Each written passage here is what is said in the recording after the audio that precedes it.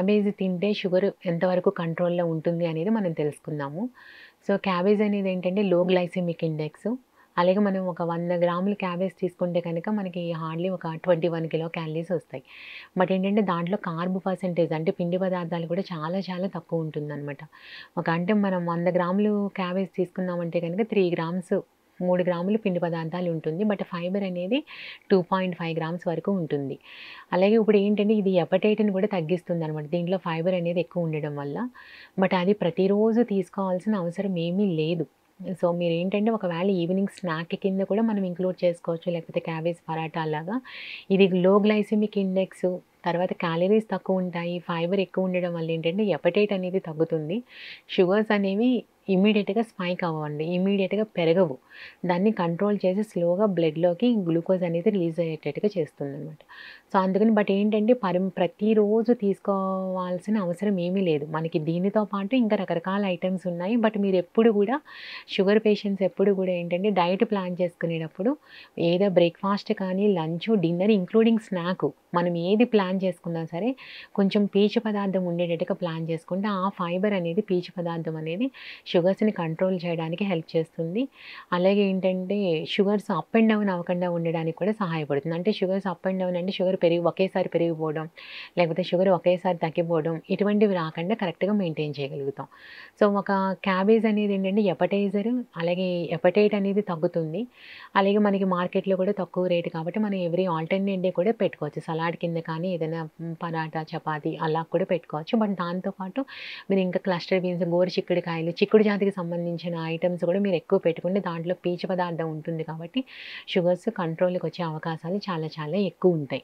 So, for example మీరు ఇప్పుడు cabbage లేకపోతే ఏదైనా సరే ఇప్పుడు బీన్స్ అని చెప్పాను, లేకపోతే బీరకాయ, పొట్లకాయ వీటన్నిటిలో కూడా ఫైబర్ శాతం ఎక్కువే ఉంటుంది. సో, మీరు ఇప్పుడు ఏదైనా ప్లాన్ చేసుకున్నా ఇప్పుడు రాగి జావ మార్నింగ్ బ్రేక్‌ఫాస్ట్‌లో ఓన్లీ మిల్లెట్స్ బేస్డే తింటున్నాం మేడం. మీకు షుగర్స్ ఎక్కువున్నాయి.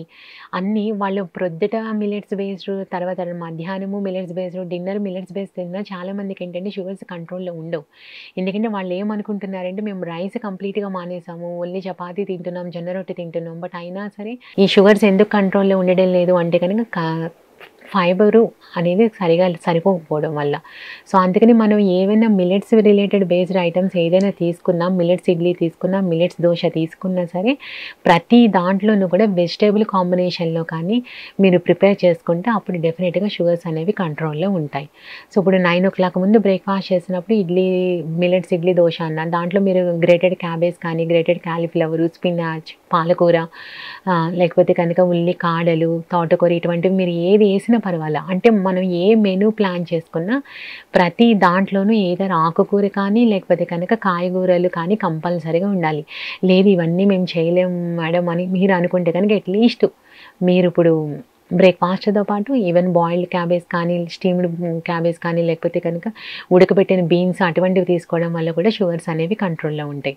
బట్ ఓవరాల్‌గా ఏంటంటే స్టడీస్ కూడా ఏం చెప్తున్నాయంటే క్యాబేజ్ అనేది లో గ్లైసెమిక్ ఇండెక్స్ ఉండడం వల్ల కొంతవరకు కూడా షుగర్స్ కంట్రోల్‌లో ఉంటుంది. షుగర్స్ అనేవి పెరగకుండా కూడా మనం చేయగలుగుతాం.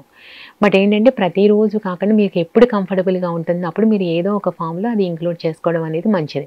దానివల్ల అయితే ప్రాబ్లమ్ ఏమి ఉండదు. బట్ ఈ క్యాబేజీ, కాలీఫ్లవర్, క్రూసిఫర్ వెజిటబుల్స్ ఏంటంటే కొంచెం పెస్టిసైడ్స్ అవి ఎక్కువ వాడతారు పురుగు మందులవి. సో, మీరేంటంటే అది మీరు కుక్ చేసుకునేటప్పుడు కూడా ఈ ప్రాపర్‌గా వాష్ చేసుకొని కుక్ చేసుకోవాలి. సో, ఈ వాషింగ్ కూడా ఏంటంటే మీరు ఒక రాక్ సాల్ట్ కల్లుప్పు తీసుకొని ఒక గుప్పుడు కల్లుప్పు ఒక బకెట్ వాటర్‌లో వేసుకొని ఏవైతే వెజిటబుల్స్ ఉన్నాయి తోటకూర, పాలకూర, ఈ ఆకుకూరలు కానీ, క్యాబేజీ, కాలీఫ్లవర్ ఇవన్నీ కూడా దాంట్లో వేసి ఒక 1 అవర్ నానబెట్టి మళ్ళీ మంచి నీళ్ళతో కడగడం వల్ల ఒక 70-80% ఏంటంటే పెస్టిసైడ్స్ అనేవి బయటకు పోతాయి. మిగతావి చాలా మైల్డ్ కాబట్టి అది ప్రాబ్లమ్ ఏమి ఉండదు. సో, అలాగ కూడా మనం పురుగు మందులు అనేది కొంచెం తగ్గించి ఈ న్యాచురల్‌గా వెళ్ళేటట్టుగా కూడా హెల్ప్ చేస్తుందనమాట. సో, అందుకని మనం ఏ ఫ్రూట్ అయినా, ఏ వెజిటబుల్ అయినా తెచ్చుకునేటప్పుడు కుక్ చేసుకునేటప్పుడు ప్రాపర్ వాషింగ్ అంటే కడగడం అనేది చాలా చాలా ముఖ్యమైన ప్రక్రియ. సో, మీరు ఎప్పుడైతే అలా చేస్తారో అప్పుడు ఏంటంటే మనం ఏది చేసుకున్నా సరే మంచిగానే ఉంటుంది. సో, పెస్టిసైడ్స్ కూడా పోతాయి కాబట్టి ఆరోగ్యంగా కూడా ఉండగలుగుతాం. క్యాబేజ్‌లో ఏంటంటే మెగ్నీషియం ఎక్కువ ఉంటుంది, పొటాషియం ఎక్కువ ఉంటుంది. అలాగే దీంట్లో ఏంటంటే హై ప్యూరిన్స్ కూడా ఉంటాయన్నమాట. సో, అందుకే మనం జనరల్‌గా ఏంటంటే బాగా ఎక్కువ అంటే ఇప్పుడు థైరాయిడ్ ఉన్న వాళ్ళు అది ఏంటంటే క్యాబేజీ, కాలీఫ్లవర్ తీసుకోకూడదంటారు. బట్ ఎవరైతే మెడికేషన్స్ మీద ఉన్నారో వాళ్ళు కూడా ఈ క్యాబేజీ అనేది తీసుకోవచ్చు. వీక్లీ వన్స్ అలాగా మనం ఇంక్లూడ్ చేసుకోవటం. బట్ ఓవరాల్‌గా అయితే కనుక ఏ వెజిటబుల్ అయినా సరే మంచిది అని ప్రతిరోజు ఇంక్లూడ్ చేయడం అనేది చేయకూడదు. ప్రతిరోజు అంటే అన్ని వెజిటబుల్స్ తినాలి, ఆరోగ్యంగా ఉండాలి. అలాగే అన్ని వెజిటబుల్స్‌లో ఉన్న న్యూట్రిషన్ అనేది మనకి బాడీకి రావాలి. అలాగే రేపొద్దున మనం ఎక్కడికైనా వెళ్ళినప్పుడు కూడా ఈ ఫుడ్డే నాకు సూట్ అవుతుంది, ఈ ఫుడ్ లేకపోతే నేను ఉండను, ఆ ఫుడ్ నాకు సూట్ అవ్వదు అనే కాన్సెప్ట్ మనకి రాకూడదు.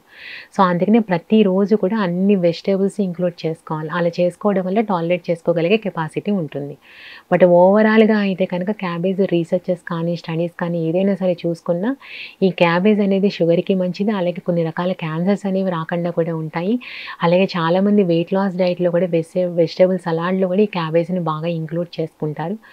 ఎందుకంటే దాంట్లో ఫైబర్ కంటెంట్ ఎక్కువ ఉంటుంది. కొంచెం తిన్నా సరే స్టమక్ ఫుల్ అయిపోతుంది కాబట్టి సైటైటీ ఆకలి అనేది తగ్గుతుంది. దానివల్ల మళ్ళీ మనం బరువుని కానీ లేకపోతే ఈవెన్ కొలెస్ట్రాల్ అన్నీ కూడా కంట్రోల్‌లో పెట్టుకోవడానికి సహాయపడుతుంది.